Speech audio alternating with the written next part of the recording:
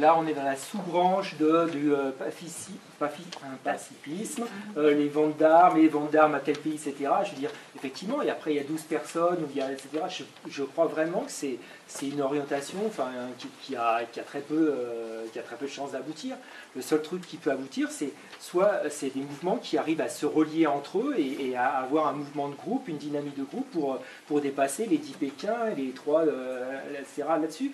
Et je pense qu'effectivement, c'est pas juste de se battre là-dessus, hein, sur l'histoire des ventes d'armes, l'histoire de l'impérialisme, toutes les choses qui sont injustes de fond, mais qui ne mobilisent pas parce que il n'y a que quelques personnes qui se sentent touchées.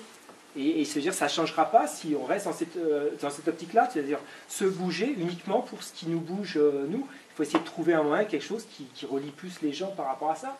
Et voilà, moi je crois que sinon c'est vraiment une perte de temps là-dessus. Je voulais juste revenir sur quelque chose tout à l'heure qui m'avait interpellé sur au niveau Internet, c'est quand même plus d'éléments techniques par rapport là-dessus. Je veux dire, sur les pseudos, moi je crois quand même beaucoup à la mobilisation Internet, même si je suis très critique comme outil à employer.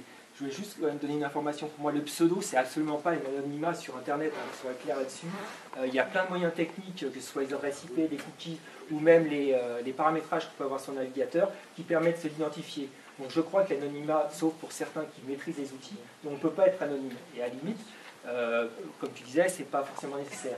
Moi, je pense que c'est intéressant, et là, c'est aussi dans l'optique d'un site que j'ai l'intention de mettre, un réseau social, mais militant, qui permettrait effectivement de relier les différentes personnes avec les mouvements pour essayer d'agréger effectivement ça, et d'avoir une sorte de réseau social thématique qui permettrait d'avoir un peu plus d'impact.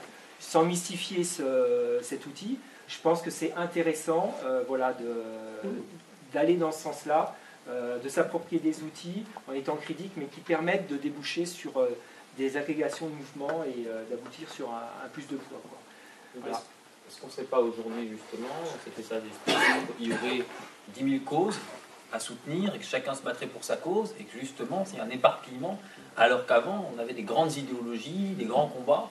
Peut-être la dernière fois où les jeunes sont descendus dans la rue pour manifester contre la guerre, c'était la guerre en Irak, quand Denis Sassou Nguesso, qui a pratiquement éliminé une bonne partie de sa population, vient ici à la ville de Lyon, personne ne se mobilise pour dire quoi que ce soit, alors qu'on a ici quelqu'un comme Verschave qui a écrit des ouvrages sur la question de la France-Afrique. On parlait du précaré français. Quand le président gabonais, fils d'Omar Bongo, est mis en place par la France à la suite du décès de son père, personne réagit ici, je dis, aucune personne, personne n'est sorti dans la rue pour dire c'est scandaleux, voilà, alors que la première chose que les Gabonais ont fait, c'est brûler le siège de Total. Et ils savaient très bien pourquoi il avait gagné, ils ont brûlé le siège de Total. Et voilà, et je pense que là, il y a effectivement, on est très loin, et peut-être un manque d'intérêt géopolitique ou un manque de compréhension entre la guerre en Libye et la guerre au Mali, peut-être de manière générale.